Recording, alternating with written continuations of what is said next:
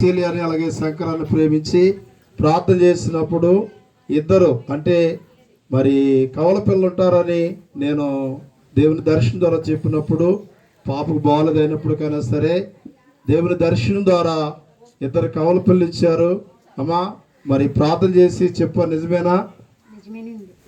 చెప్పులు కొట్టిన ఒకసారి దేవుడు మరి దర్శనం ద్వారా ఇద్దరు 12 బిడ్డలను ఇచ్చారు. ఈ బిడ్డల ప్రభు దీవించి ఆశీర్వదించును గాక.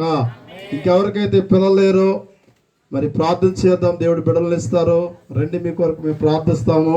అలాగే ప్రత్యేకంగా బిడ్డల కొరకు ఈరోజు పుట్టినరోజు సెలబ్రేషన్ చేసుకున్నారు కనుక ప్రార్థన చేసుకుందాము. రూప స్వరూపాన్ని బిడ్డలను ప్రభు దీవించి ఆశీర్వదించును గాక.